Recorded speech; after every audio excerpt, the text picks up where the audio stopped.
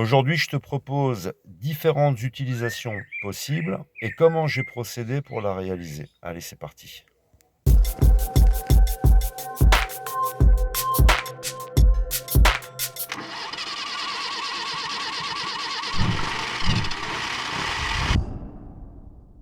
Pendant longtemps, ce qui m'a manqué le plus, c'était de pouvoir faire du pain, des gâteaux. Il me fallait un four, et surtout un four à bois. Un four où tu peux utiliser également, par exemple, du charbon. Ici, je vais prendre une toute petite quantité de charbon. Ça va remplir le fond, en fait, de cette petite cuisinière. Et on va regarder tout ce qu'on peut arriver à faire avec juste cette quantité. Pour optimiser donc le bois ou le charbon, je vais cuisiner à la fois sur le plateau ou à l'intérieur en utilisant différentes méthodes, des fritures, papier d'aluminium, la cuisson par les braises par exemple. Tu vas pouvoir également ajouter une petite grille qui surélève ta poêle, ta casserole, etc. pour tout rassembler et pouvoir maintenir au chaud sans cuire les éléments à l'intérieur. Le temps par exemple que tu dresses ta table, que tout le monde passe à table, etc. Ensuite, quand tu passes à table, toujours avec la même quantité de charbon, tu pourras faire plus ou moins 10, 20 ou 30 litres d'eau à chauffer, que ce soit pour ta douche, ta lessive, ta vaisselle, ta toilette, et j'en passe. C'est à toi de définir l'utilisation en termes de puissance et de consommation. Plus tu vas faire de trous, plus ça va tirer. Et plus tu vas consommer, et plus la température va monter. Et ça aura aussi une incidence si tu veux faire du pain, par exemple. Donc, si ça tire fort, il faudra faire des petits pains. Et si ça tire pas trop fort, tu pourras faire des pains un peu plus importants. Sinon, ils vont griller à l'extérieur. Tout au début, quand je mettais la plaque, ça s'éteignait. Je rajoutais des trous. Et jusqu'à que je trouve un point d'équilibre. Donc, il faut quand même arriver à faire du pain. Il ne faut pas que ça monte trop en température. Et puis, il ne faut pas non plus attendre 3 plombes pour faire chauffer ton eau, par exemple. Donc, tu vas le définir à mesure que tu l'utilises. Pour la capacité de cuisson, j'ai été jusqu'à 4 personnes en même temps et ça s'est très très bien passé. J'ai essayé pendant plusieurs semaines le gris. Le gris, ça a tendance à virer vers le marron et surtout le noir. Donc j'ai fini par céder et faire une couche de peinture spécifique, une peinture haute température, noire, et c'est beaucoup plus propre comme ça. Donc maintenant, le volume utile, ce que j'ai fait dans ma soute, j'ai une petite caisse où toutes les petites pièces sont rassemblées, ainsi que mes fournitures, c'est-à-dire les mastiques, les huiles, etc. Donc j'ai un petit récipient, je le sors, et ensuite je vais pouvoir sortir le barbecue, parce que j'ai accès à cette soute par le dessus, sans sortir la caisse bien sûr, ce qui fait qu'il n'y a pas de perte au niveau des charges utiles, et les choses gardent la forme. Ça veut dire que tu peux remettre le barbecue sans avoir à chaque fois à vider la caisse, la re-remplir et re-ranger. Sans cette option, je n'avais pas la place d'avoir une petite cuisinière. Pour ce qui est du montage et de l'installation, je ne voulais pas un montage avec des vis, des boulons, etc. Donc j'ai pris des baguettes d'angle d'occasion en aluminium. Je les ai taillées de façon à ce qu'elles entrent dans 2 fentes que j'ai fait sur les côtés et qu'elles épousent, elles viennent se coincer grâce à l'ourlet qui est sous la cuisinière. C'est l'ourlet de soudure qui permet en fait de joindre le côté et le dessous de la plaque. Si tu es sur un sol meuble, tu pourras l'enfoncer dans le sol. Je les ai mises en pointe un peu comme des sardines.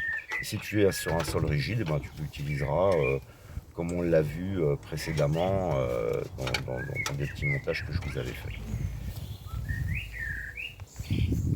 J'ai fait cette petite cuisinière avec un bidon d'huile que j'ai trouvé devant un restaurant, il y en avait plusieurs. Tu peux le faire bien sûr avec vraiment toutes sortes d'autres bidons, bidons de peinture, peu importe.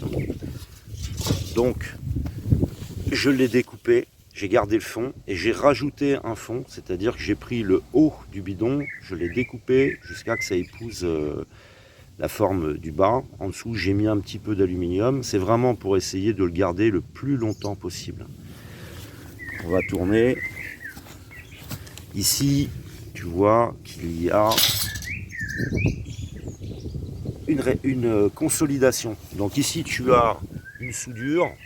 Et ce que j'ai fait, j'ai mis une petite plaque et des écrous pour la protéger et la consolider. J'ai peint l'intérieur et l'extérieur, puisque bien sûr le but c'est de la garder le plus longtemps possible. Et ici, tu vas voir, j'ai rajouté une tige métallique qui fait le tour pour consolider le haut.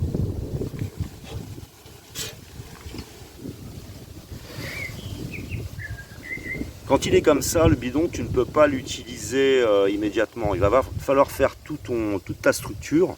Tu vas le faire monter à très haute température pour éliminer toutes les graisses, les revêtements en fait, qu'il y a sur le bidon qui lui permettent de ne pas rouiller. Il faut d'abord tout éliminer avant de faire ta couche de peinture haute température. Ici, j'ai gardé d'un bidon de peinture la petite poignée que j'enlève. Je la garde pas, s'enlève facilement. Mais par contre, elle est pratique si tu veux déplacer, tu veux le déplacer et qu'il y a de la braise à l'intérieur, par exemple. Ici, j'ai pris une tige en alu toute pourrie, toute simple, mais c'est histoire vraiment d'avoir tous tes ustensiles accrochés, qu'il n'y a plus rien qui traîne par terre, parce que ça, c'était aussi un défaut. Donc, par exemple, tu peux la prendre et tu peux la mettre aussi sur une des caisses, par exemple. Et comme ça, les choses restent accrochées et elles ne traînent pas par terre. Bon, c'est juste une question de gain au niveau du poids, du volume, etc. Et ici, ça, c'est un couvercle de pot de peinture. Tu feras gaffe, il y a souvent un joint. Tu retires bien le joint, tu la décapes, tu la fais monter à haute température, la dégraissage, etc. Ponçage. Je te remontre un pied, comme ça tu vois bien le principe. Bon, les trous, c'était son ancienne vie. Mais tu vois le principe, tu as une partie qui sert à emboîter l'ourlet qui est ici. Voilà, donc je l'ai fait un peu plus grand parce que ça fait des pieds universels. Je pourrais les mettre sur un autre bidon par exemple, beaucoup plus gros. Et tu as la partie qui va venir s'emboîter sur des fentes que tu peux faire à l'arrache. Il suffit juste que ça s'emboîte bien et que ça se bloque. Voilà, tout simplement. Je vais terminer cette vidéo par un petit mot pour à la fois l'écologie, la sécurité. Pour ce qui concerne l'écologie, tu ne feras pas du tout nucléaire de toute façon. Donc je dis ça parce que tu vas avoir des excités parfois dans les commentaires. Je l'utilise au maximum une fois par jour. J'optimise l'utilisation. Et quoi qu'il en soit, tu auras toujours partout dans le monde des gens qui utiliseront des énergies différentes. Pour ce qui est de la sécurité, je suis équipé de 3 extincteurs, un extincteur à poudre, 2 extincteurs à eau. Je nettoie toujours la surface sur laquelle je vais utiliser le barbecue, c'est-à-dire qu'en dessous il n'y a jamais de feuilles, je nettoie vraiment tout autour. J'ai fait un système en plus qui est plutôt sécurisé. Et ensuite, tu auras au niveau des départements, des régions, là où tu te trouves, des autorisations ou non. Donc, tu as des départements ou des coins dans lesquels tu es, tu peux faire du feu, du barbecue, et tu en as d'autres, tu ne peux pas en faire. Et après, il y a aussi une question de bon sens avec la sécheresse. Il me reste une petite poignée d'astuces, de petits bricolages à vous partager. Je dois partir également pendant plusieurs mois à la montagne, mais avant d'y arriver, j'ai une épreuve, c'est la route. Parce que ceux qui vivent et qui utilisent de très vieux véhicules, comme le mien qui a plus de 35 ans, vous savez ce que ça veut dire. Donc je vous dis à une prochaine vidéo et bonne route à toutes et à tous.